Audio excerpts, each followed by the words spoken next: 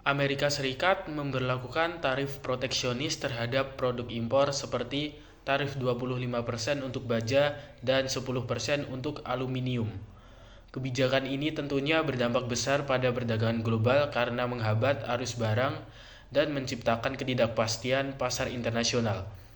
Selain itu, tindakan ini juga memicu ketegangan diplomatik terutama antara AS dan negara-negara mitra dagangnya, termasuk Indonesia.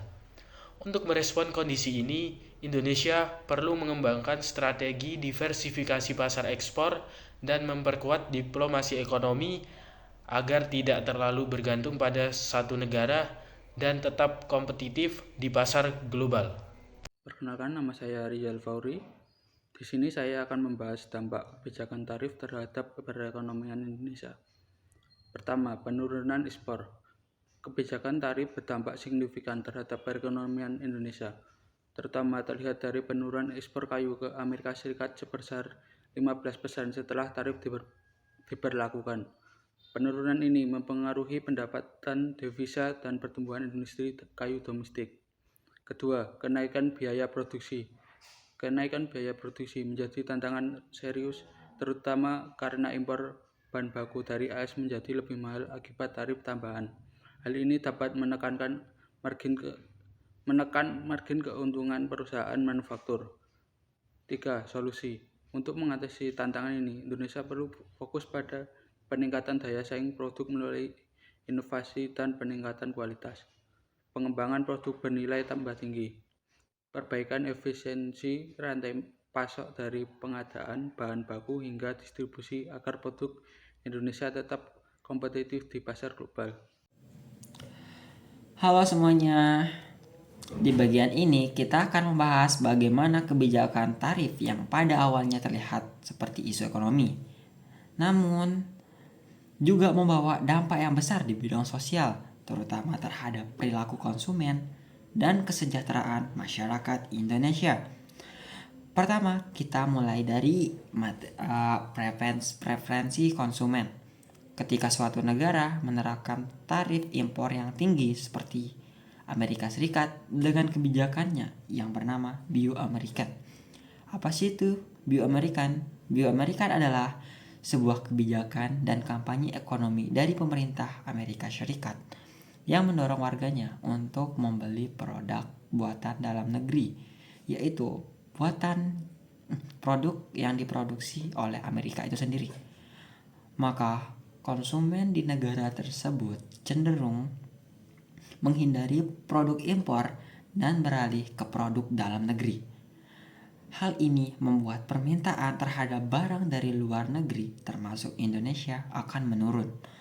Akibatnya, produk ekspor di Indonesia yang sebelumnya laku keras namun bisa jadi kehilangan pasar hanya karena perubahan selera dan nasionalisme konsumen di luar negeri. Lalu, apa sih dampaknya bagi negara Indonesia, bagi negara kita? Dampaknya, penurunan ekspor secara langsung mempengaruhi sektor produksi dalam negeri. Perusahaan yang mengendalikan pasar luar negeri mungkin akan mengurangi kapasitas produksi, dan hal ini bisa berujung pada pengurangan tenaga kerja. Dengan kata lain, lapangan pekerjaan di sektor ekspor akan terganggu, dan ini mempengaruhi langsung terhadap kesejahteraan para pekerja dan keluarganya. Ketidakstabilan ini bisa menimbulkan efek yang berantai, dari daya beli masyarakat menurun, ketimpangan sosial meningkat, dan tekanan ekonomi menjadi lebih berat, terutama bagi kalangan kelas menengah ke bawah. Namun, situasi ini bukan tanpa solusi. Bagaimana Indonesia harus merespon hal ini? Kita meningkatkan daya saing produk lokal, baik dari sisi kualitas, inovasi, maupun citra merek. Kita perlu memperkuat branding, produk bersaing di pasar lokal, tapi juga mampu menarik minat konsumen internasional. Bahkan di tengah kebijakan bahkan di tengah kebijakan proteksionis. Selain itu, mendorong masyarakat untuk lebih mencintai dan memilih produk lokal juga menjadi bagian dari solusi. Dengan begitu, ketahanan ekonomi domestik kita akan selalu tergantung pada pasar domestik kita tidak akan selalu tergantung pada pasar luar negeri.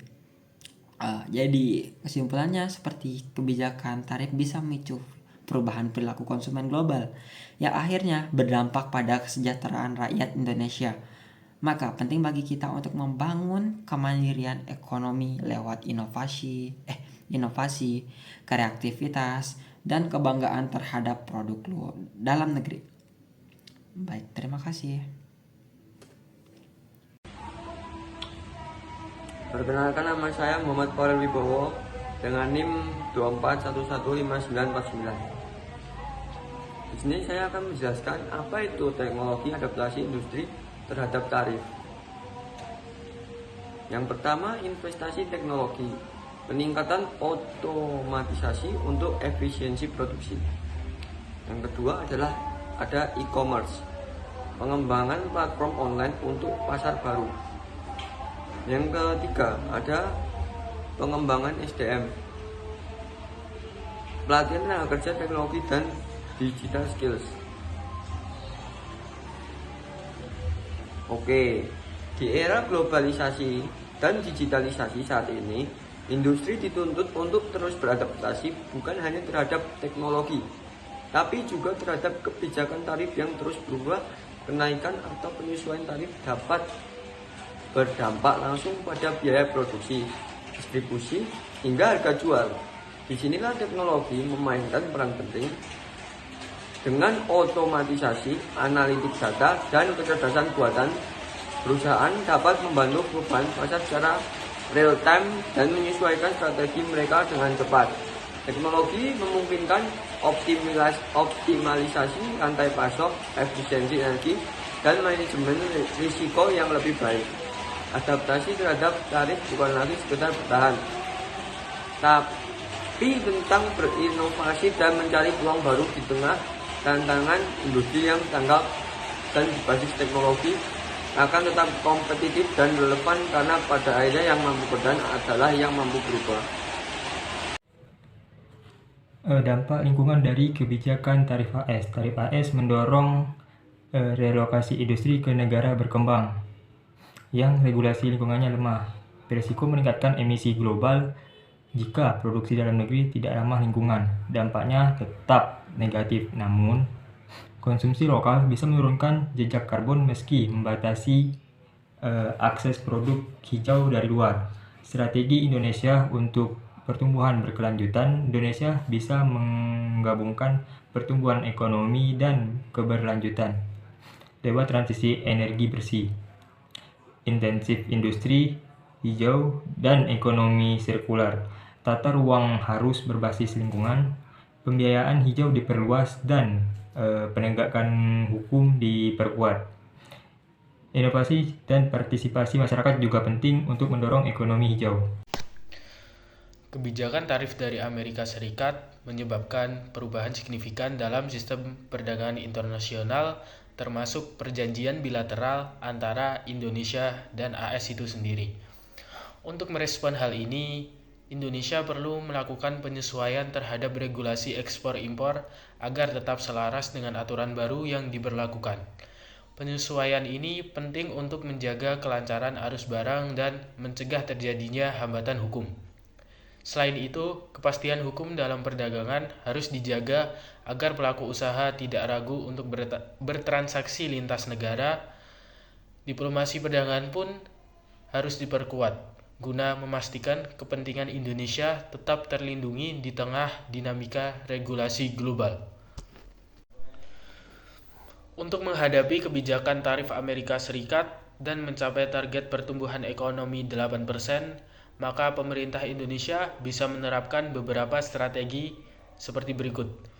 Yang pertama, diversifikasi ekspor untuk mengurangi ketergantungan pada pasar tradisional. Fokus bisa diarahkan ke India dan Timur Tengah. Contohnya, ekspor ke Mesir pada tahun 2022 menurut BPS naik 43%. Kedua, hilirisasi industri harus ditingkatkan.